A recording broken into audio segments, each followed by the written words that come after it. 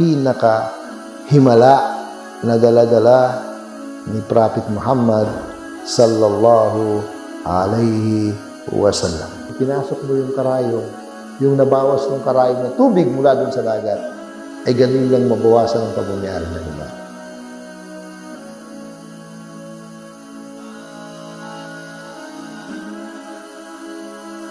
Bismillahirrahmanirrahim. Alhamdulillahi Rabbil Alamin.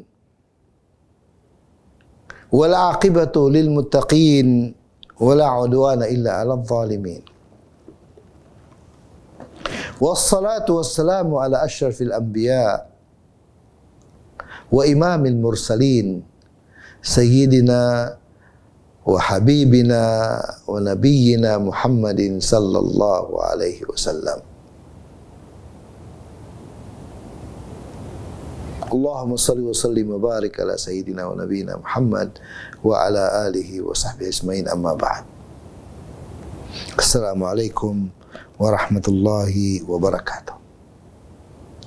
Mga minamahal po namin na mga kapatid at mga giliw namin na taga-subaybay, ipagpatuloy po natin ang kapaliwanagan hinggil sa mga himala o mga kapahayagan o mga patunay, mga tanda ng mga propeta, lalo-lalo na si Prophet Muhammad sallallahu alaihi wasallam. Ngayon mga kapatid, tinawag din ng Allah subhanahu wa ta'ala ang mga tanda o maaaring himala ng mga propeta, tinawag ng Allah na ayah. Kaya nung sinabi ng Allah subhanahu wa ta'ala o nung binanggit ng Allah subhanahu wa ta'ala ang mga himala na dala-dala ni Moses, katulad nung tungkod ni Moses at saka yung kamay ni Moses, sabihin tungkod niya at saka yung kamay niya na kapag nilagay niya sa kanyang ilalim ng kanyang kilikili ay nagiging maliwanag na parang buwan o araw. Allahu Akbar. Yun ay binigyan ng Allah kay Moses, kay Musa alayhis salam bilang palatandaan, bilang tanda niya sa kanyang pagiging propeta. Meron siyang himala na kilala sa banal na Quran. Marami rin siyang nagawang himala, pero ang pinakamatindi sa himala ni Moses, ang kanyang tungkod. Ang tungkod ni Moses ay naging ahas.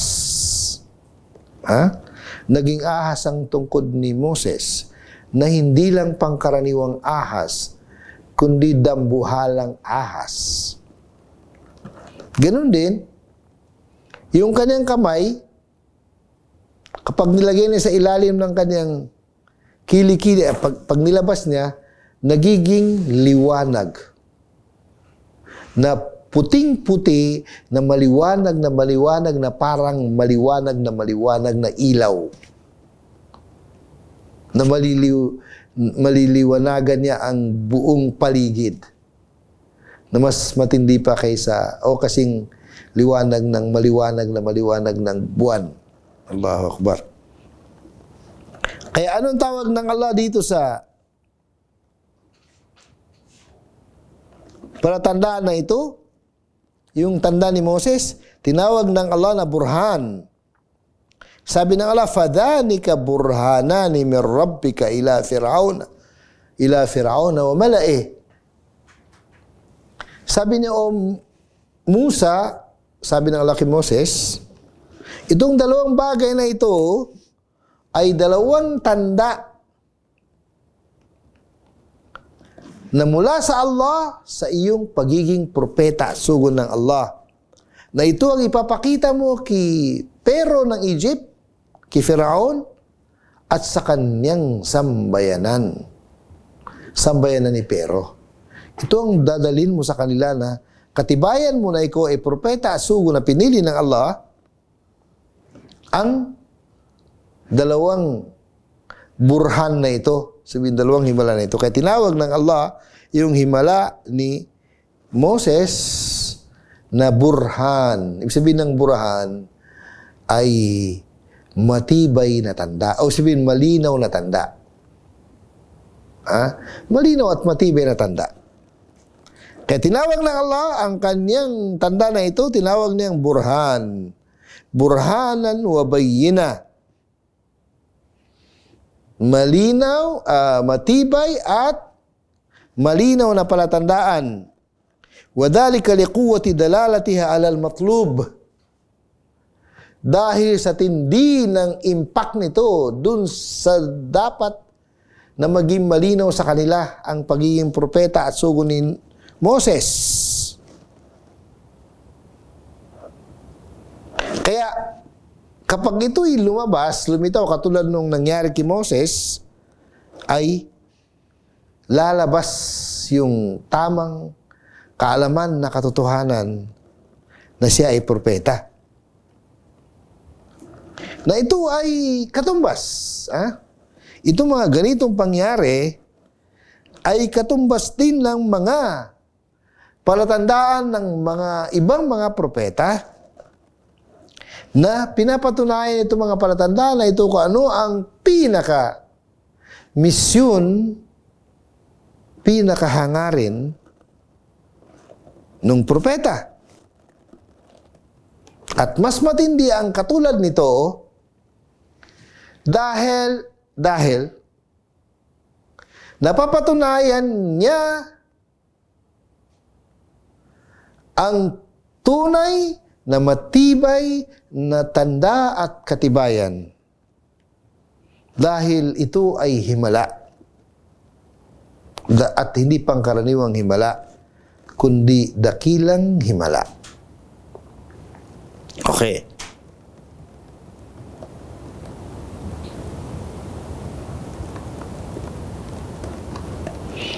Subalit, alam natin ng mga propetang ito na pinadala ng Allah subhanahu wa ta'ala, isa lang talaga ang kanilang pinapatunayan.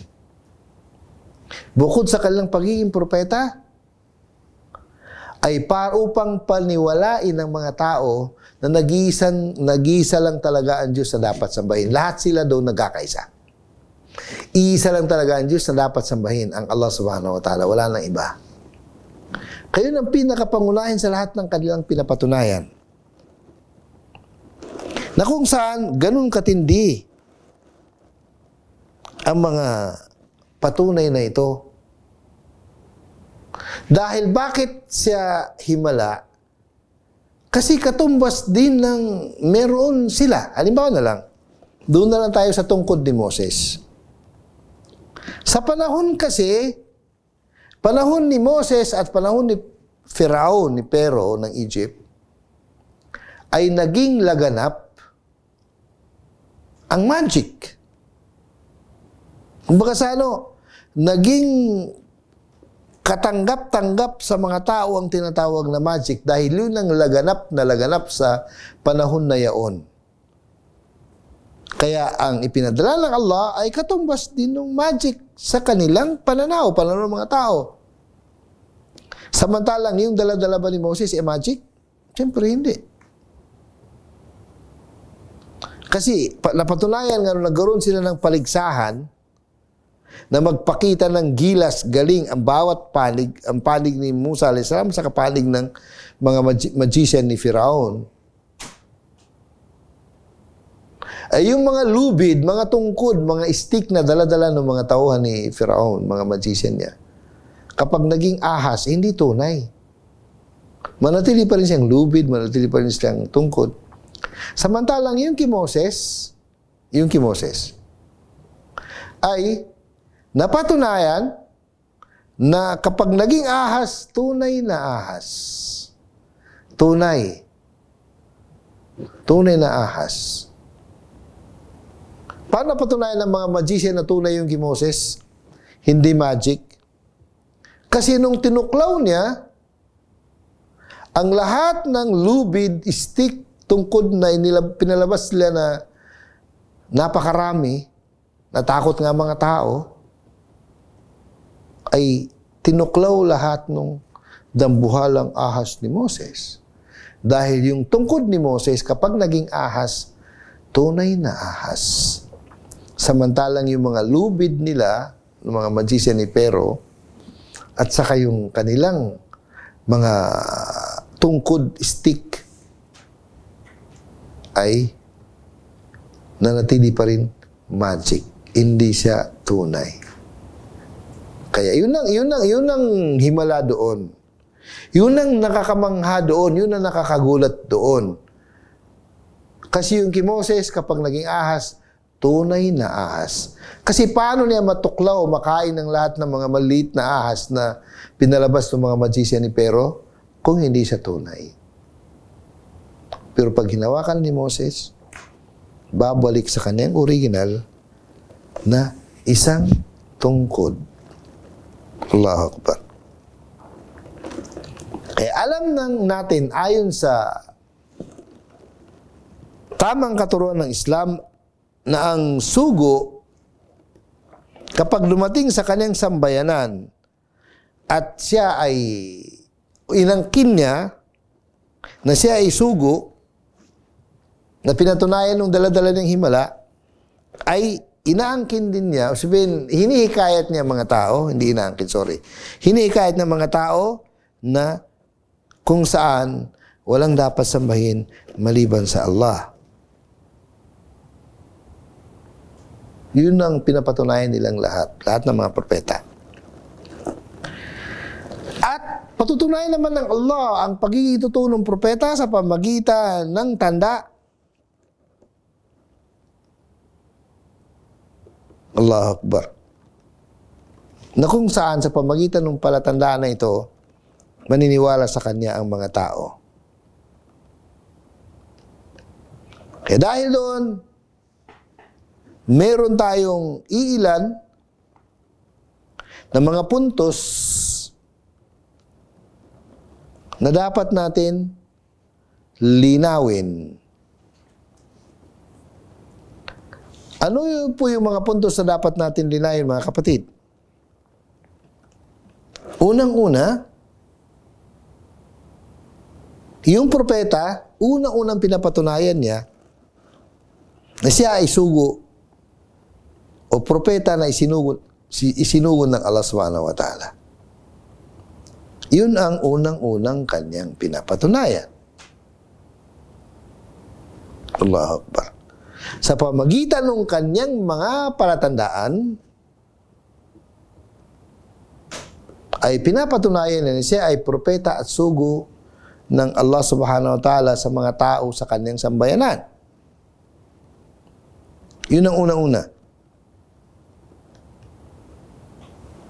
Pangalawang punto, na kanyang pinapatunayan sa pamagitan ng mga tanda at mga himalang ito, ay pinapatunayan na tunay ang Allah subhanahu wa ta'ala na siyang nagpadala sa kanya. Sabihin, isinugo siya ng Allah subhanahu wa ta'ala. At yung pagpapadala ng Allah sa kanya bilang sugo at propeta ay pareho rin, pareho. Kung ang kanyang kinakaharap na mga tao o sambayanan niya ay naniniwala na mayroong Diyos o hindi naniniwala. Ha? Naniwala o hindi naniniwala na mayroong Diyos. Ay pinapatunayan niya ng Allah subhanahu wa ta'ala ang nagpadala sa kanya. Ibig sabihin, pinapatunayan niya ng Allah na tagapaglikha, siyang nagsugo sa kanya upang siya ay paniniwalaan, upang paniwalaan siya ng mga tao na siyang propeta at hinihikayat niya mga tao tungo sa kaisahan ng Allah, pagsamba sa Allah subhanahu wa ta'ala. Kaya meron tayong dalawang point. Unang punto natin ay pinapatunayan niya na siya ay sugo. Pangalawa, pinapatunayan niya na ang nagsugo sa kanya ay walang iba kundi ang Allah subhanahu wa ta'ala. Yun ang mahalaga na tanggapin ng mga tao. Tatanggapin siya na siya ay sugo. Katulad na ginawa ni Musa at saka si Harun. Si Moses at saka si Aaron na pinatunayan nila sa kipero na silang dalawa ay pinili ng Allah subhanahu wa ta'ala bilang propeta at sugo ng Allah ang magkapatid. Si Musa a.s. at ang kanyang kapatid na nakakatanda sa kanya na si Harun. Si Moses at saka si Aaron. Kaya yun ang pinapatunayan nung mensahe, misyon at tanda na dala-dala ni Moses. Diyan lang muna kayo mga kapatid, ipagpatuloy po natin.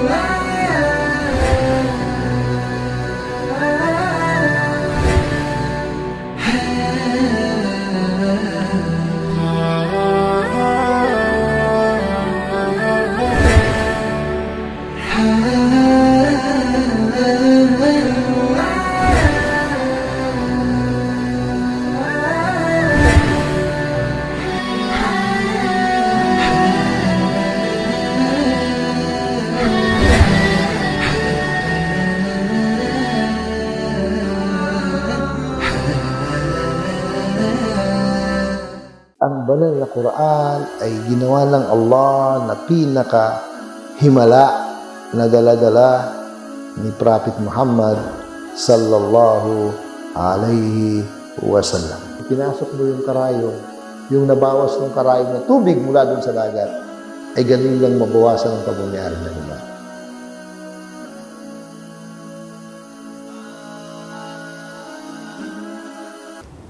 Ganun nga mga kapatid. Ang una, katulad sinasabi natin, ang unang-unang pinapatunayan ng mga tao na ito, ng mga propeta, na sila ay propeta. Pangalawa, pinapatunayan nila na sila ay ipinadala ng Allah subhanahu wa ta'ala. Pangatlo, pinapatunayan nila na ang kanilang misyon ay upang hikayatin ng mga tao tungo sa kaisahan ng Allah na siya lamang ang karapat-dapat na sambahin. Yan yung tatlong punto na pinapatunayan ng mga propeta sa pamamagitan ng dala-dala nilang himala at sa pamamagitan ng kanilang aklat na dala-dala. Allahu Akbar. Kaya kapag ang propeta o sugo ay mayroon siyang tanda, palatandaan, na nagpapatunay na siya ay totoo sa kanyang pagsasabi o pag-aangkin na siya ay propeta at sugo ng Allah, ganun din, pinapatunayan nito doon sa paniniwala sa kaisahan ng Allah ay kalakip na doon ang paniniwala, Allahu Akbar, sa pagiging tagapaglikha. Siyempre, kapag siya ang tagapaglikha, siya ang tagapangasiwa, siya ang nagmay-ari, siya ang kumukontrol, siya ay patas, siya ay nagmamahal. Lahat nun ay kalakip nung tauhid al-uluhiyya at saka ar-rububiyyah. Kaya dahil dun sa himala ng dala-dala nung propeta o sino man propeta, na kung saan ang kanilang ipinapakita ay katulad lang nung meron ang mga tao sa panahon na yaon. Subalit, ang nangyari ay hindi magagawa ng tao. Sabihin yung mga nangyari doon sa mga kanilang pinapakita, hindi magagawa ng tao. Kaya dahil doon, hindi nakakayanan ng tao na gayahin yung nagawa ng sino mang propeta doon sa kanilang ibinigay ng Allah na kapangyarihan sa kanila o himala sa mga propetang yaon, ay napapatunayan na totoo ang kanilang misyon. At lalo-lalo na, kapag idagdag pa natin doon sa pagiging totoo ng kanilang misyon ay kanilang pagkatao, sa kanilang katauhan o kanilang pagkatao ay nakilala ang mga propetang ito, kilala ang mga propetang ito sa kanilang pagiging mabuti, pagiging totoo. Una-una, yung pagiging mabuti. Siyempre kasi, lahat ng pinili ng Allah ng mga propeta at mga sugo, mga mabubuti. Eh, yung mga tao, ay totoo sila. At ganun din nangyari sa kanilang, kapag dahil sa sila ay totoo, may mga tao na naniwala sa kanila. Siyempre kasi, siguradong meron nang maniwala. Hindi namang pwede na wala talaga maniwala. Meron nang maniwala. Lalo sa mga dakilang sugat, mga propeta, meron sila talagang tagasunod. Kaya napapatunayan ang kanilang pagiging totoo dahil mayroong sumunod sa kanila, mayroong sumuporta sa kanila. Allahu Akbar. Sa anumang larangan. Sa anumang larangan. At pagdating naman dun sa kalaban, kapag kinakalaban ng kalaban ang mga propeta at mga sugo, sooner or later ay napapahamak yung mga kumakalaban sa mga propeta at mga sugo at sa kanilang mga tagasunod. Mula noon hanggang ngayon, maaaring sa umpisa ay nagagapi o nahihirapan yung mga tagasunod ng mga propeta, pero sa bandang dulo, sila pa rin ang magtatagumpay. Yun ang pinapatunayan ng mga pangyari na iniisa-isa ng Allah subhanahu wa ta'ala sa atin sa banal na Quran, kung ano ang nangyari doon sa mga hindi sumunod sa mga propeta at mga sugo. Na which is, yung mga pangyaring yaon ay meron pang mga natitirang bakas doon sa bakas ng mga taong hindi sumunod. Allahu Akbar. Kaya, isa yun sa mga bagay na kung saan pinapatunayan ng banal na Quran. Yung mga ikinikwento ng banal na Quran hinggil sa mga propetang ito, na katulad ng mga sinaunang mga propeta nila Noah, Nuh, nila Hud, Saleh, Shuaib, Lut, Ibrahim, Ishaq, Yaqub, at saka yung mga angkan ni Yaqub, kasama nun si Yusuf alayhisalam, at nanggaling sa angkan nila si Musa at saka si Harun, at nanggaling sa angkan nila si Daud at saka si Sulaiman, at nanggaling sa angkan nila si Zakaria at saka si Yahya, at nanggaling din sa angkan nila si Isa alayhisalam, at nanggaling namang sa lahi ni Ibrahim sa isang unang anak niya na si Ismail. Doon nanggaling naman si Prophet Muhammad sallallahu alaihi wasallam.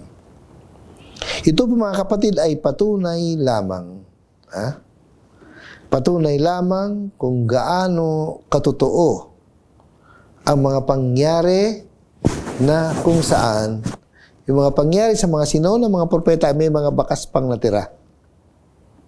Allahu Akbar. Pero hindi